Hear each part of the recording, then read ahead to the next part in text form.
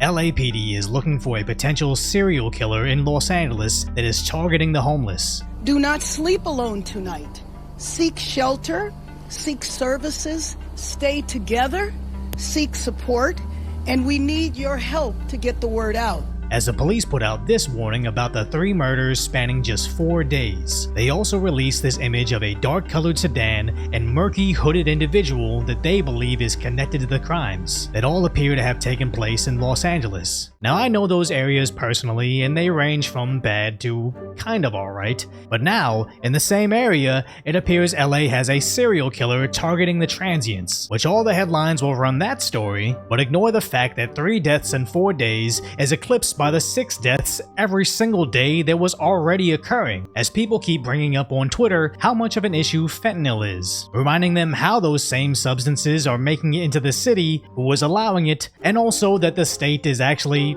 kinda complicit. So what a sad world that we live in, where if a tragedy is just part of the policy, most people seem to just tune it out unless you can attach a sensationalized headline to it. Because let's be clear, serial killers and state-sponsored safe injection sites are harming the lives of the same exact vulnerable people, except only one of them is impacting exponentially more lives and only one of them is taxpayer funded. So when I highlight Governor Gavin Newsom in the thumbnail to address this issue, I'm not just pulling a BBC and showing an image of a random YouTuber next to a headline about a Texas shooter to get more clicks. I'm just talking about the fact that on several posts about the Los Angeles serial killer, several people are replying on social media, sharing ominous images of Newsom on Twitter, even bringing up the fact that none of them took place on Thursday evening, which was the time Newsom randomly decided to debate Florida Governor Ron DeSantis, where DeSantis slammed California's homeless situation. An app where they plot the human feces that are found on the streets of San Francisco, and you see how almost the whole thing is covered. Even bringing Newsom's daddy into this. So I was talking to a fella who had made the move from California to Florida, and he was telling me that Florida is much better governed, safer, better budget, lower taxes, all this stuff, and he was really happy with the quality of life. And then he paused and he said, by the way, I'm Gavin Newsom's father-in-law, so we do count Gavin's in-laws as some of the people that have fled California. To which Newsom had to admit, neither of them are about to be president. But there's one thing, in closing, that we have in common is neither of us will be the nominee for our party in 2024.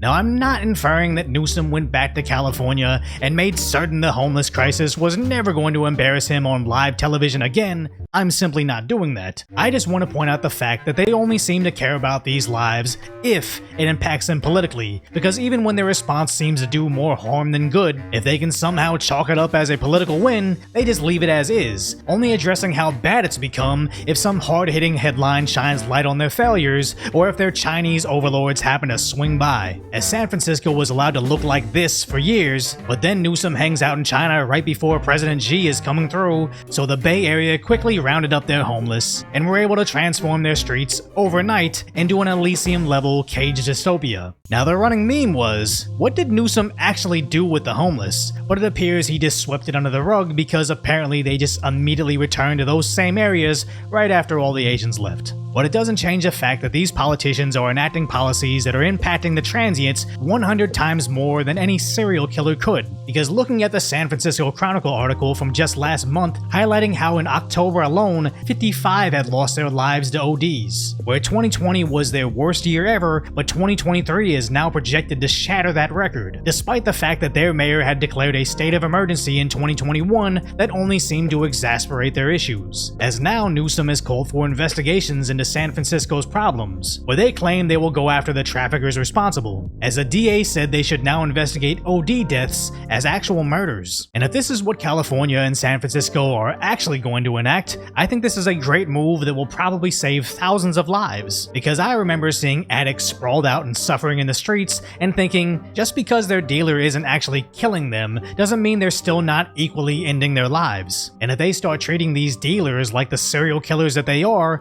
I think California would be a lot better off. But that would be if they actually did it, because I don't think they're actually going to go all the way up the ladder to see who is actually allowing in these substances that the citizens are ODing on, because the answer is obvious and no amount of tax dollars will make them admit it. So if you appreciate knowing the tragic status of today's reality, but with my concise, lighthearted commentary, hopefully I've earned your subscription, then go check out the video on how Japan doesn't seem to have these issues.